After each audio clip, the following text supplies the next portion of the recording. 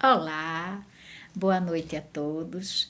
Aqui estamos mais uma vez para que possamos dar por iniciados nossos estudos do Livro dos Médiuns, capítulo 19, agora com o item Papel do Médium nas Comunicações Espíritas.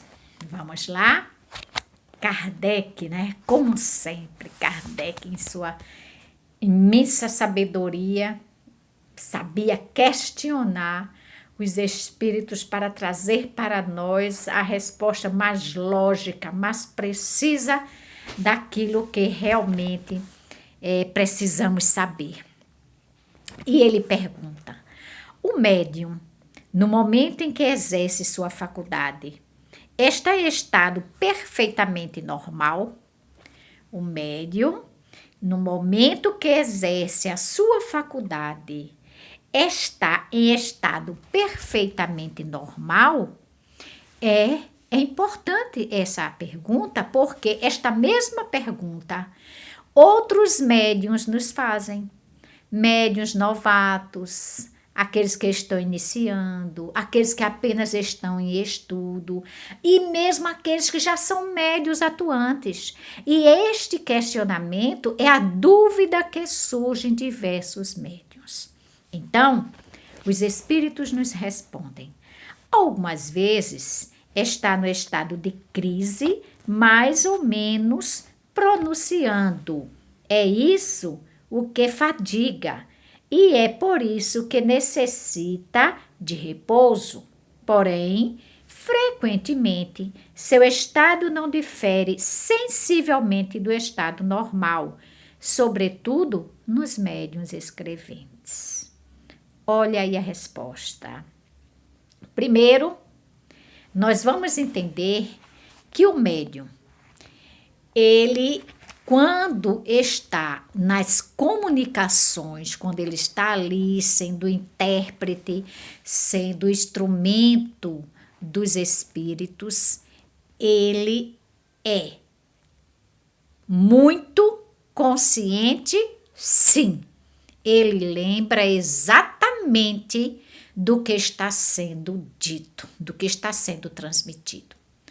Porém, existem alguns médiuns que eles ficam no estado o qual ele não vai lembrar exatamente de nada.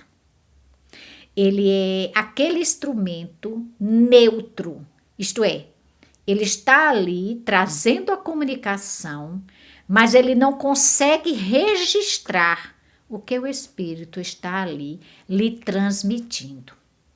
Mas, na grande maioria dos médiuns, sim, eles sabem exatamente o que está sendo ali falado.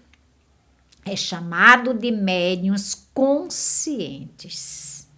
Os médiuns inconscientes, não vou dizer que são raros, mas são poucos.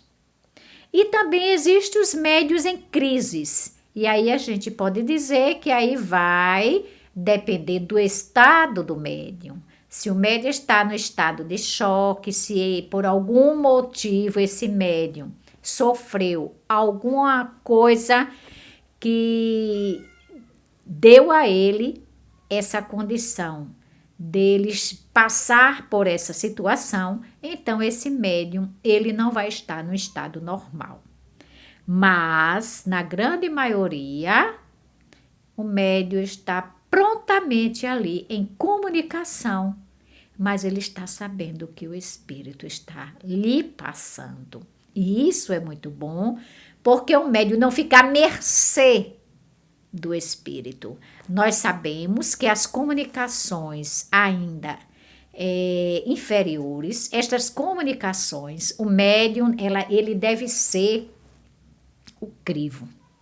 Embora ele não receba 100% total aquilo que está sendo ditado na íntegra, ainda tem, vamos dizer assim, a interferência do médium, mas o médium consciente, ele tem condições de fazer a transmissão de uma forma a qual ele não permita que o médium, que o espírito venha dizer impropérios, venha dizer coisas que não devem ser ditas, e o médium tem a responsabilidade de filtrar esta comunicação, ok?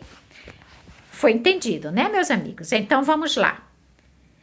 As comunicações escritas ou verbais podem também provir do próprio espírito encarnado do médium? Nossa, é maravilhosa essa pergunta, não é? Porque também é dos questionamentos que a grande maioria dos médiuns tem. Nossa, os médiuns, eles têm uma incerteza, eles têm uma desconfiança, eles têm um medo natural, principalmente do médium principiante. É natural que isso ocorra. Tudo isso é até necessário, sim. O médium mais experiente, ele deve ter todo o cuidado. Imagina aquele médium que está começando, né? Então, ele se pergunta, será que isto não é meu? Será que o que está sendo dito aqui não sou eu mesmo, não são meus pensamentos? Será que o que está sendo escrito aqui não é de mim mesma? Então, estes questionamentos os médiuns fazem sim. E os espíritos nos respondem. A alma do médium pode se comunicar como a de qualquer outro. Claro, a alma do médium é um espírito encarnado. Ele pode sim se comunicar, por que não? Né?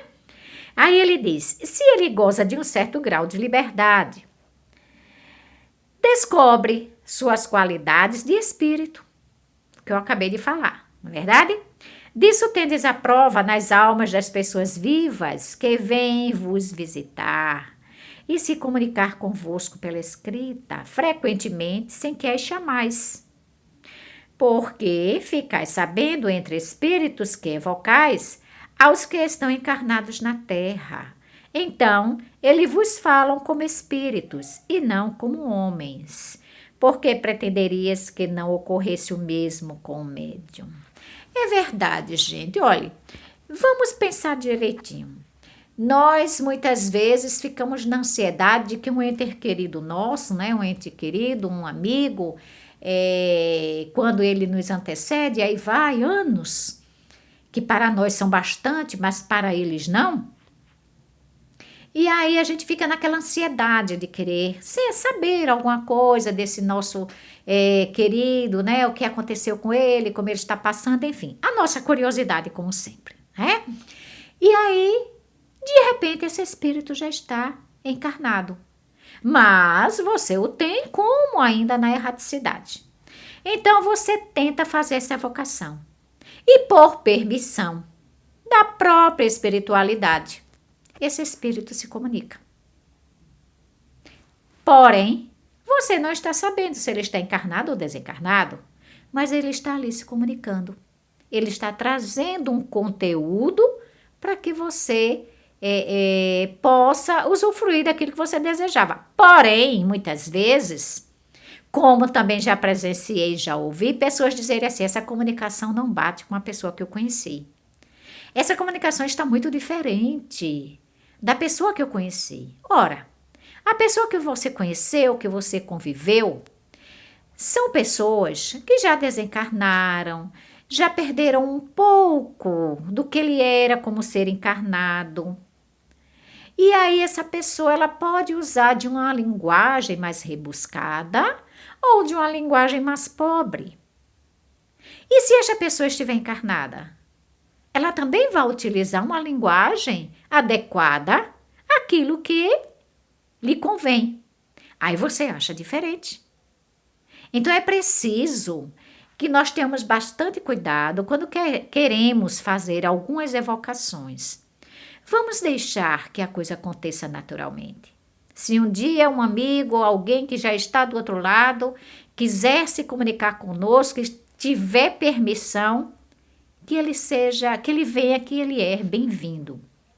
Mas nós não precisamos criar ansiedades para saber o que está acontecendo do outro lado. Nos preocupemos um pouco mais conosco, que é mais importante. Por outro lado, o próprio espírito, Eu, espírito, você, espírito, pode dar comunicações sim. É o que nós chamamos de comunicações anímicas, é da própria alma.